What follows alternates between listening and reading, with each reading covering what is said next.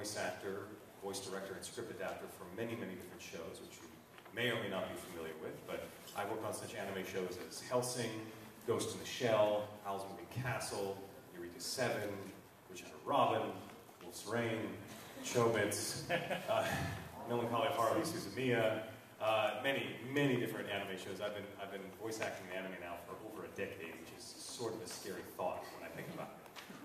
I also work in domestic animation and a lot of video games.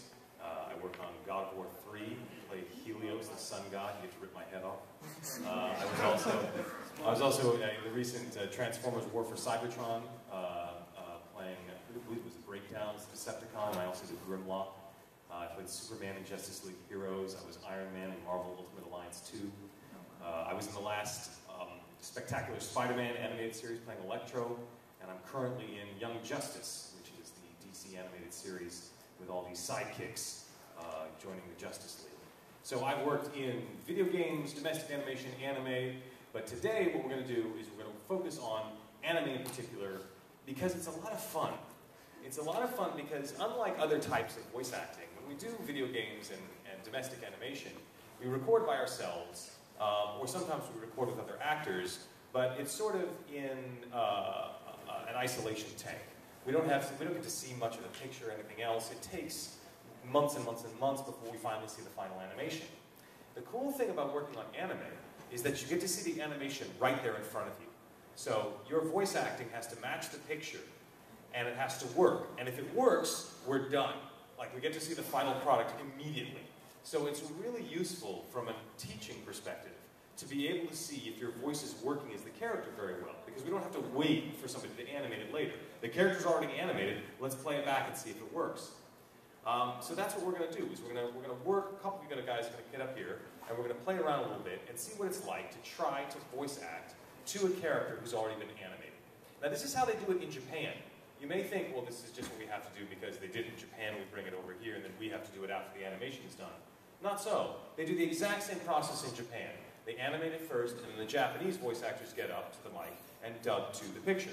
The only difference is that in Japan, they do it with all the actors in the room at once. They do it like a radio play. Whereas here in the US, we do it one actor at a time.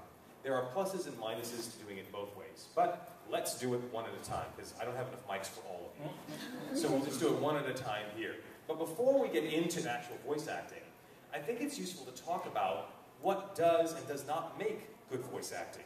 And one of the best ways to figure out what is and is not good voice acting is not to look at the good stuff, right? Because the good stuff, you can turn on TV and hopefully, you'll see some good stuff on TV or on your DVD. It's more useful to look at the bad stuff. So let's look at some really bad dubs and try to figure out what's gone wrong. One of the worst dubs I have ever heard in my life comes from this anime show called Garzy's Wing. And I want to play you just this opening voiceover that happens over the opening credits here and see if it sounds a little weird to you. Show me the ancient Japanese man's spirit.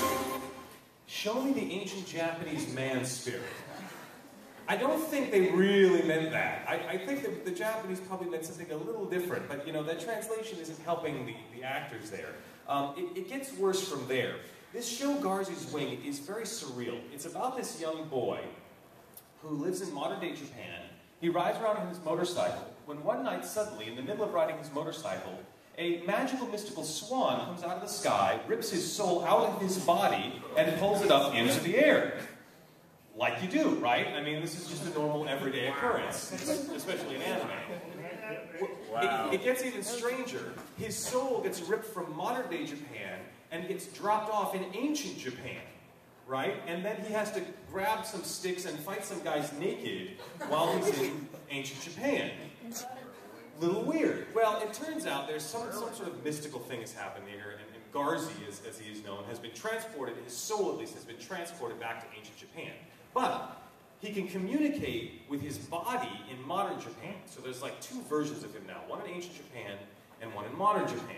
And they communicate with each other through these silly little bells on this necklace around his neck. And so what I want to do now is I want to show you this scene where he communicates with himself through the bells across time. And see if maybe the dub could use a little help.